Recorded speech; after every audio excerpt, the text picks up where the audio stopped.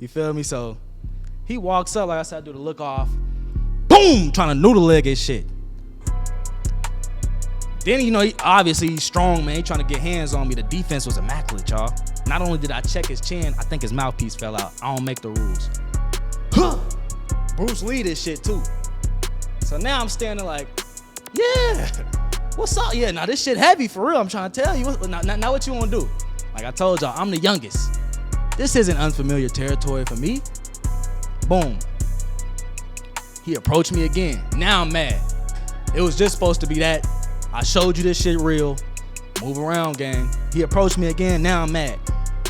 This time when he approached me, I get to choking shit. And so I can't use my other hand. I got to keep the mic. But I'm really like... Let's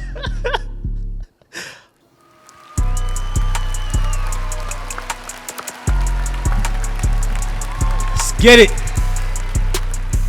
Back with another one, man. Today's episode of Out the Gate Podcast, we got a good one. First CFL game. It's a lot that went on, man. I was, me being new to the league, but thirsty as well. I'm straight off my Amazon bid. For all my supporters that really been following, y'all know what I'm talking about. Had to get in a fight in the game. That ain't like me. You know what I'm saying? Definitely snapped. And what I feel like solidified my way onto the team of a small 45-man roster in Canada. Let's get into it.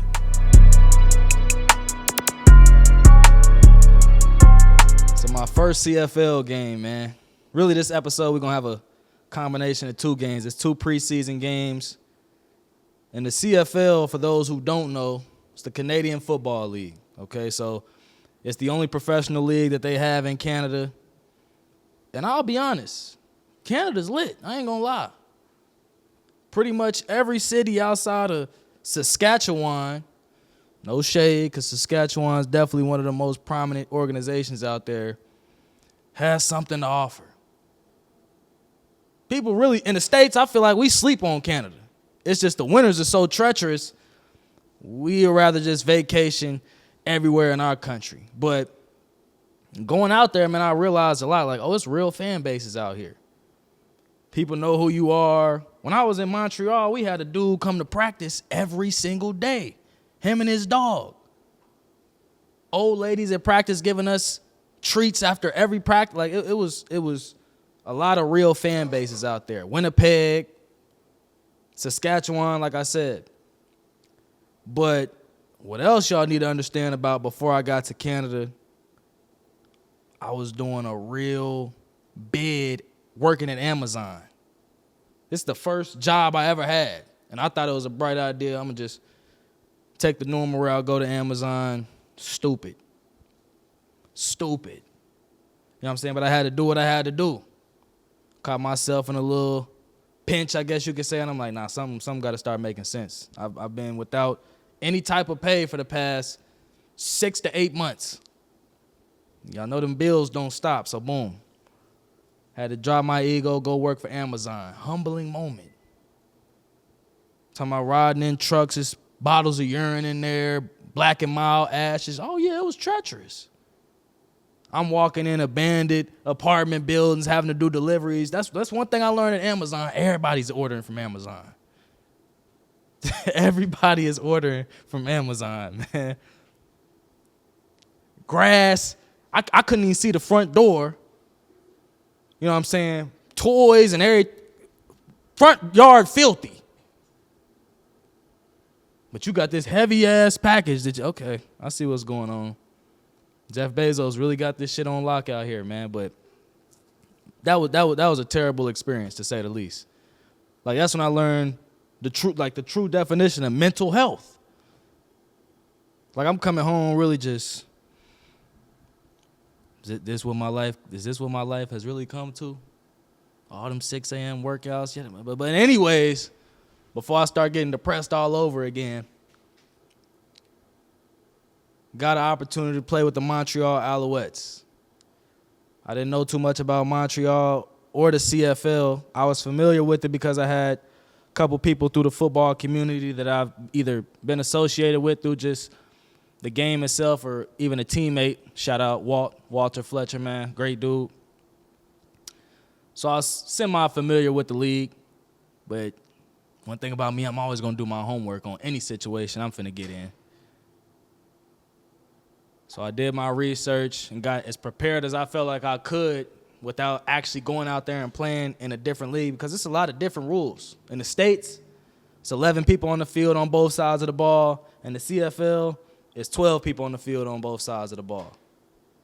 In the States, the field isn't as wide as it is in Canada. In Canada, they throwing an out-breaking route and you try to undercut it, 9 times out of 10, you're going to just watch the ball keep sailing over your head. Also, the end zones is bigger. I can remember covering people when I first got out there, and they'll run like a glance or like a skinny post in the end zone. I feel like I'll be on it. I'm looking to undercut it. Oh, yeah, it's 10 more yards of end zone that you are not accounting for. This ain't down south, man. So I get out to camp, and they come out with the depth chart. I'm fresh from the NFL. I'm not asking for no handouts. But I don't think I'm going to be in the same situation that I was in the NFL. They post the first day of the depth chart training camp, Bryce Cosby, 4th string. Oh, no. Nah. This is what we not doing. Like I said, I just came from Amazon. I see how I learned the ins and outs in the league. Oh, my mama, this will not finish like this. I'm going to figure out a way to flip the script. But, like, that whole thing, like, nah, they trying to get me up out of here, man. Wasn't even crossing my mind. I was so thirsty. It's just like, this shit gonna make sense. By the end of these 2.5, 3 weeks, we gonna see what's what. So I have a productive camp. You know what I'm saying? Going into the first preseason game, we're playing the Toronto Argonauts.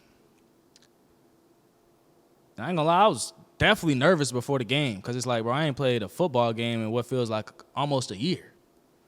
And football players know, like, no football, no contact, no being around a team for a whole calendar year is crazy. And so the nerves was definitely there, but I definitely knew that I put the work in beforehand. Shout out to Chris Vaughn, man, Aspirations Gym. Bro, when I was working at Amazon, it would just be days where, I think I'm getting off at 4 or 5. Oh, no, we need you to go pick up 25 more packages off so-and-so, and then you can get off. And that's why I just really learned what people be dealing with at these damn jobs. Like, now I get when people's wanting to tweak on their boss, and I fully understand it. Because I promise I was ready to just buck on it and be like, if y'all want to fire me, go ahead. But that's where them jobs got you, because you need us. We don't need you, brother. There's plenty of other people who come sign up for Amazon on a daily. So you want to go? Go ahead. And I did. Yeah, I reached my breaking point right about March. Once I knew I was signing to the CFL, yeah, I'm up out of here, man. Put my little notice in, got about 2 more days for y'all, and then this is adios. But, going into the Toronto game, like I said, the nerves was there, but I was overly motivated at the same time. I knew I had put in work. That's what I was getting to. I put in work with Chris Vaughn with Aspirations. He's really flexible with my schedule. What time you get off? 4.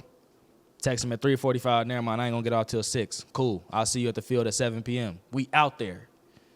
You know what I'm saying? So I was still staying true to the grind. It's just mentally, it was phases where I'm like, bro, am I doing this shit for no reason? Especially before I signed to the CFL team. Like, when you grinding past college, trying to, do this whole professional thing, and you in that gray area of waiting on a call, that's where that's the real test.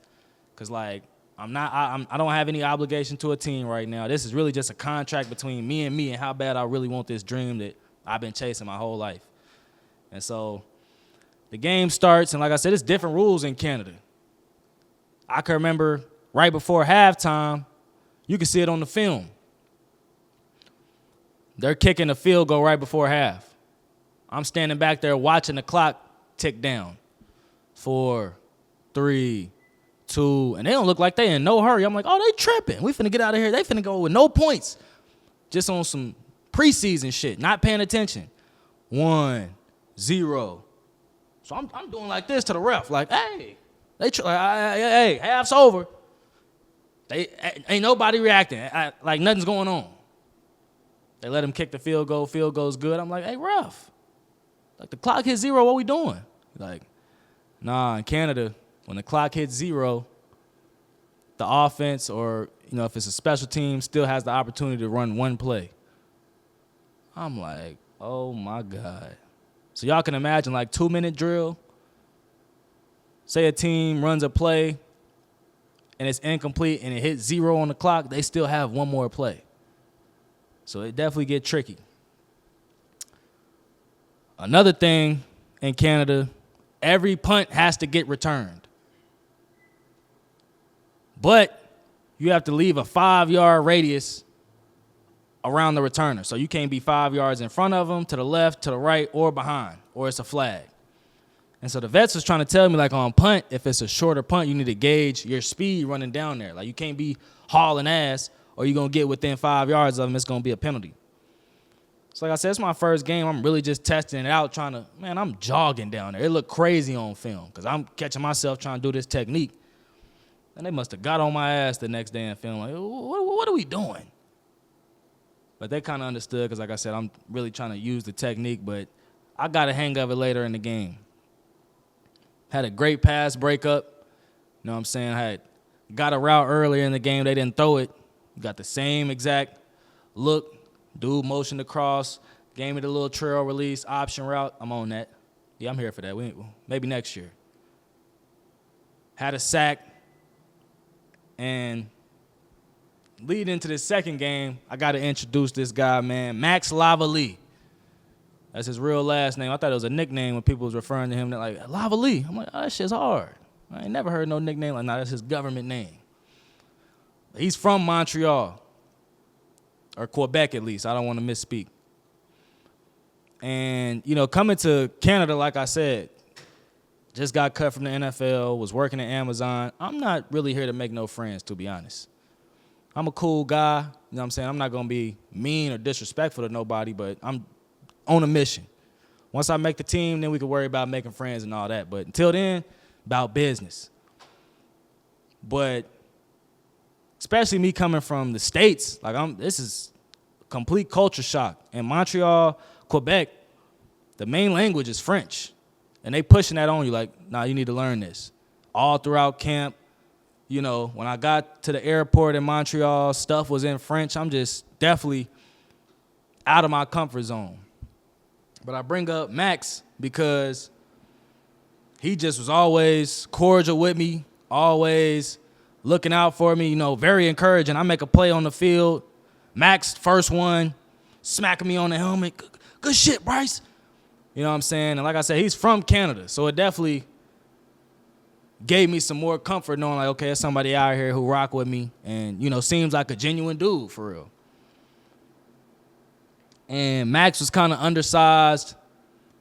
And to be honest, with the roster being so small, we kind of knew like he was going to have a tough road to try to make the roster. But that didn't take away from his effort and how he just approached every day, which as a pro, when you see someone else working every day, consistent, same attitude, bringing positive energy, you have no choice but to respect it.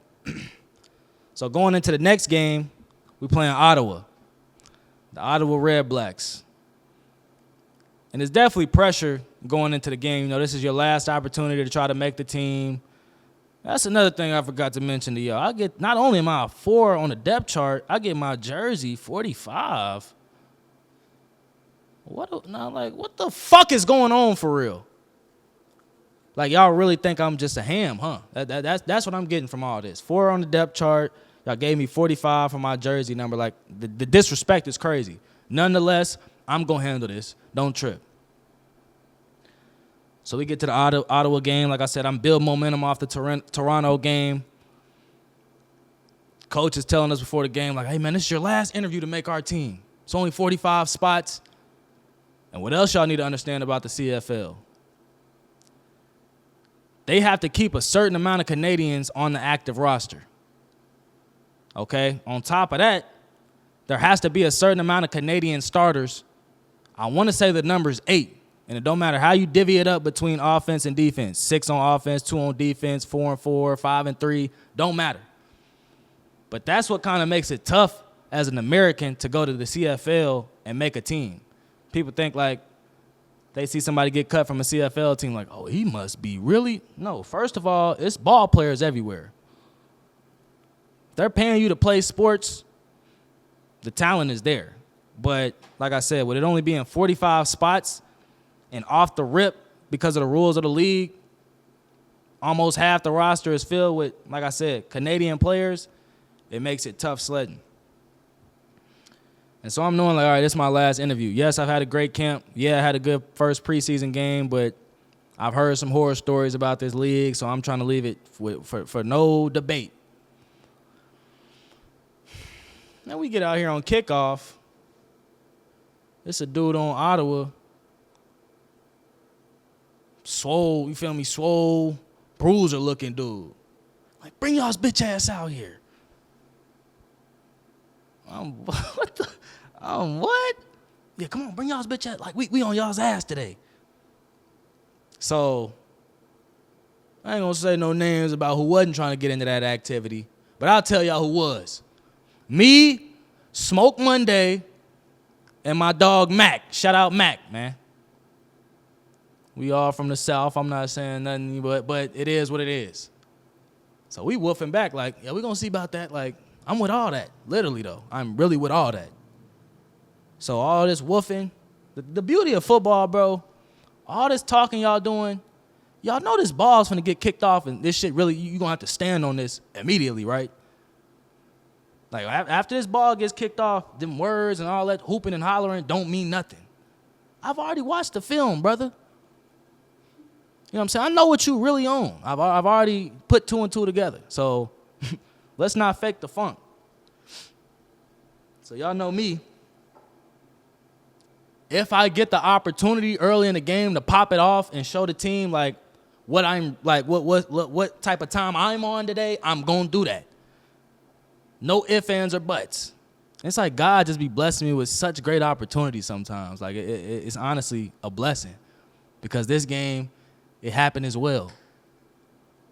So the way it's set up, cool. I'm at nickel. It's receivers on one side in Canada. They can do all these crazy motions. I ain't going to get into the logistics of that, but all the receivers motion to the other side, which now puts me in what's considered the box with the big guys. So most offenses, when they get a DB in the box, it's like, yes, let's run right at him. The difference is, like I keep saying, all that rough shit doesn't scare me. You know what I'm saying? It actually excites me a little bit. Because like I said, I get to show y'all this is not that. I'm the youngest. I've been dealing with this my whole life. I've been having to, you know what I'm saying, big cousins and shit, let them know like, all right, I got to find a way to get a win. Because what Bryce ain't going to go for is just bullying. That's just, I'm Donald's son, you know what I'm saying? So I'm going to find a way to get a win. Scratch, claw, bite, don't care. Man, they motion over. Hey, linebackers, bump. I'm in here with y'all. Yep, I'm in here with y'all. What we doing? Hut. Shit part like the Red Sea. Once again, I'm not waiting. First play of the game, man. Shout out my dog. Shout out my dog, Jeff, man. This is my roommate when I was in Montreal. Jeff's really from Montreal, Quebec, and Jeff really went to Memphis for college. I'm going to say that again. Jeff's really from Montreal, Quebec, and he really attended Memphis. And when you hear him talk, you're like, hey, what are you? Because, like, he's biracial, so, you know, he's darker complected. But when you hear him talk, you're like, man, what? I ain't never heard no shit like this. That French, you know what I'm saying? But when he tells this story, I be in tears. He's like, nah, that's when I knew you was like that. Bryce got up, he like, quit fucking playing with me, man. Quit fucking playing with me. I'm like that. I was like, but nah, in my version, yeah, I got up saying, excuse my language, but what's on? Nah, what was nigga saying? I'm really on that. And this is where you be figuring out, like, I'm telling you, it's not the size of the dog in the fight, it's the size of the fight in the dog. I'm not the biggest dude on the field. But when I get to woofing like that, it's linemen, hush mode. Y'all like, if you a lineman, I feel like you're supposed to step behind anybody on the offense who gets hurt. I'm on y'all side of the line of scrimmage, woofing like this is my shit. Of course, one of the receivers, the receiver's always going to try to jump bad. You a bitch. We got about 30 more minutes left to handle all of this that y'all, I'm just getting started. Don't trip. Fast forward. They try me like a possession after that. Long foul ball, but sticky coverage, And as a DB, it don't take much for the confidence to just get the flowing. Like I said, I've already had a TFL big hit. Now y'all try me on the deep ball, incompletion. I'm feeling like Obama. Straight up. Feeling untouchable at this point. Thirsty. Then they throw a late ball to the flat. Hospital ball, as I would refer to it. And so, I'm just sitting in my coverage, patting my feet, reading the quarterback. As soon as he glances my way, foot in the ground. I'm OTW. Bro, he throw it to the receiver. First of all, he should have never thrown this ball. Definitely set the receiver up for failure. He was doomed from the get-go. When I say he torted his body and turned towards me, my head, I'm thinking about all this. I'm thinking about all this area right here. Trying to see if you was really on your obliques and core and all of that in this off season. He didn't get up. So now I'm really feeling like Obama. You know what I'm saying? I'm looking at the sideline like, yeah. Like, they not on shit out here. All that shit they was talking before the game, I'm pulling it. I'm checking temps. They're not on nothing out here. Fast forward, man, continue playing good. It's a back and forth game. And their starters was playing. They kept saying this before the game like I was supposed to be. Their starters are playing today. I was just playing, no disrespect. Like I said, there's talent everywhere, but respectfully, I was just playing against Devontae Adams, Hunter Renfrow, Darren Waller, Josh Jacobs, Derek Carr every day in practice. No disrespect. Like I said, I got a lot of respect for the CFL, especially having played in it 2 years. It's some dudes out there. But you think I give a fuck that the starters is playing? It's me. You know what I'm saying? They better be worried about me. That's all I know. Everything I done dealt with the past 3-4 months, I don't give a fuck who's out here. I need it. Man, fast forward the game. It's late, dark outside at this point. Something happens and my spidey senses start going off. Like I just sense commotion. I look over. Y'all remember Max Lavalley, the name I mentioned earlier. He in a little scuffle. And like I said, Max, I'm undersized. Max shorter than me. And it's a tight end. If you don't follow football like that, tight ends is usually around 6'3" to 6, could be 6'7", 6'8". And so he's getting the best of Max. That's all I'm going to say. Definitely getting the best of him. I'm big on loyalty. Max, you been rocking with me. Best believe I'm rocking with you. I'm OTW. The play seems handled. Let me go handle something else. Then I got work over here. So while he's over here trying to play strong man with Max, I come through, shoulder. Nah, bitch, we ain't doing that. He like, bitch. Man, you heard me? Like, move around, gang. Like, we not doing that. I'm not going for that. And we've been woofing all game with these dudes. Like I said, it started on kickoff. And so shout out Ruffin, man, Deontay Ruffin. Solid dude. Definitely formed a great relationship with him in the CFL. Just always showed me the ropes, put me hip to the league for real. Someone I could lean on through a lot when I was out there. He on the sideline, Ruffin, straight from Louisiana.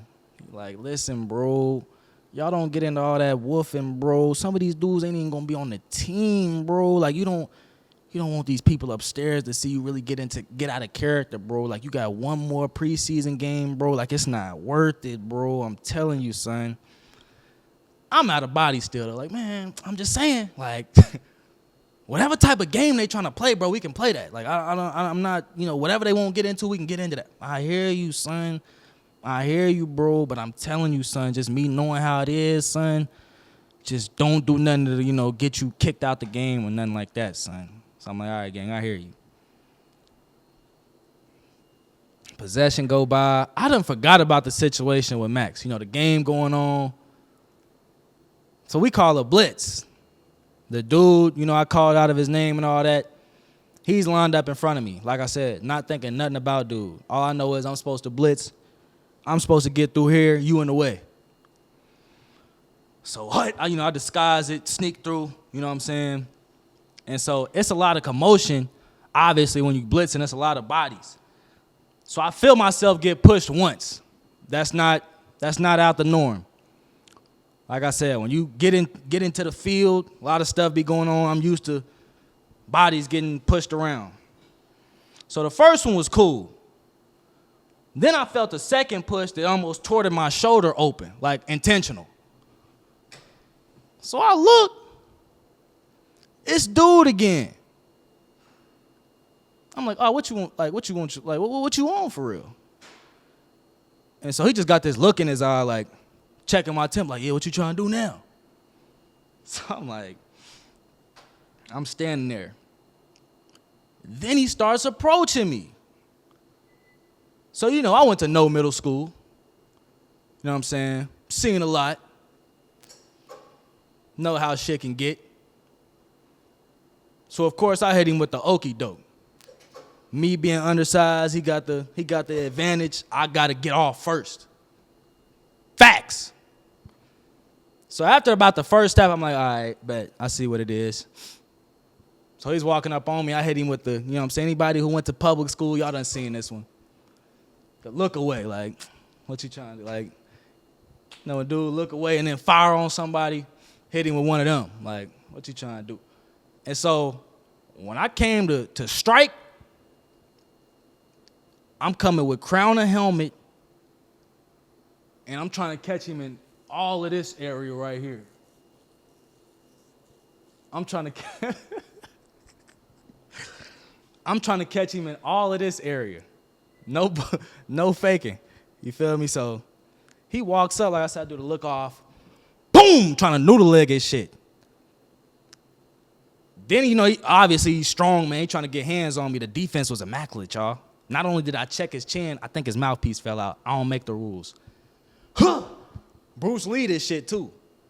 So now I'm standing like, yeah, what's up? Yeah, now this shit heavy for real. I'm trying to tell you. Now what you want to do? Like I told y'all, I'm the youngest. This isn't unfamiliar territory for me. Boom. He approached me again. Now I'm mad. It was just supposed to be that. I showed you this shit real. Move around, gang. He approached me again. Now I'm mad. This time when he approached me, I get to choking shit. And so I can't use my other hand. I got to keep the mic. But I'm really like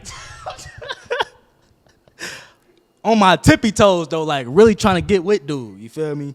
And so then off the choke, fuck out my face. Like the mush, though. Like, I'm going to show y'all the clip. But the mush, get the fuck out my face. We had them big-ass jerseys on. He got a hold of me a little bit.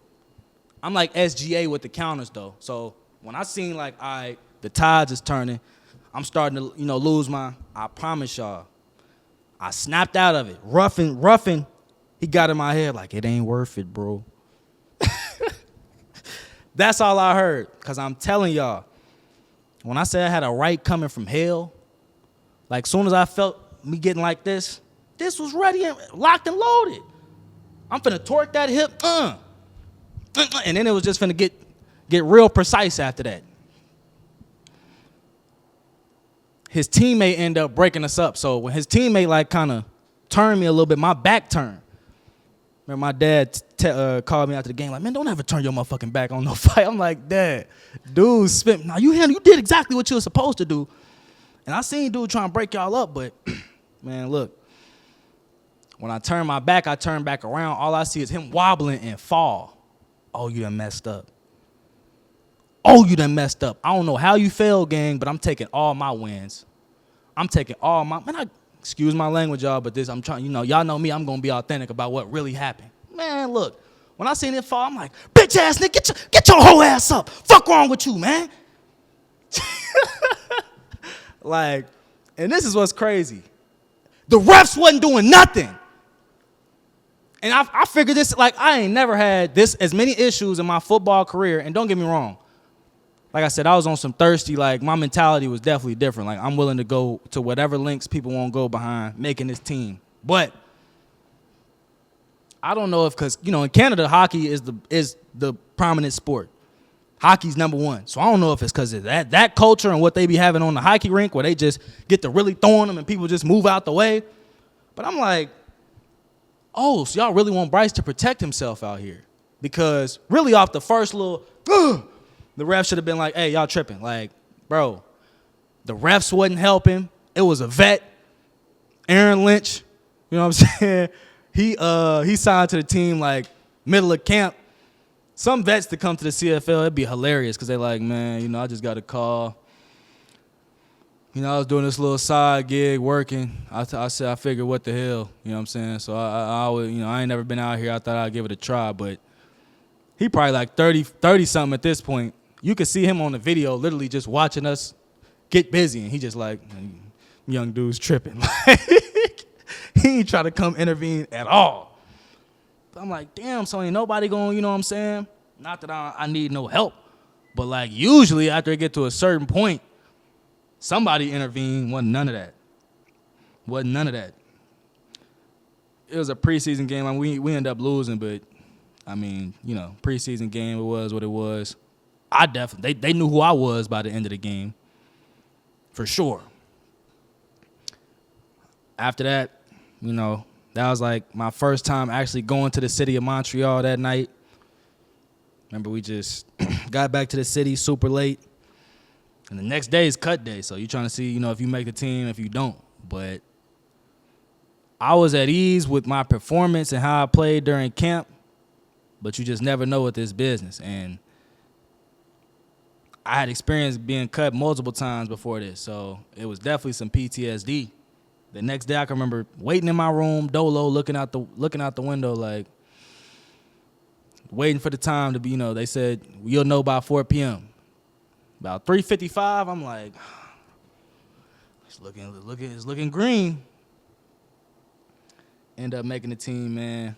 But first CFL game was definitely an experience. Like I said, Canada's definitely got some great places, great cities. The league is fun. It's a different game. It's a unique experience. And, yeah, man, it was a roller coaster of emotions my first CFL game, man. Like I said, good game, big hit, a fight. But it's what football is all about, man.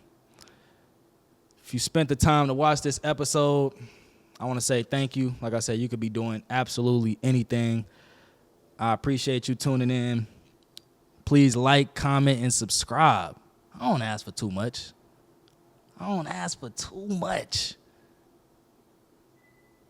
Y'all don't got to pay. Hey, let's touch on this real quick.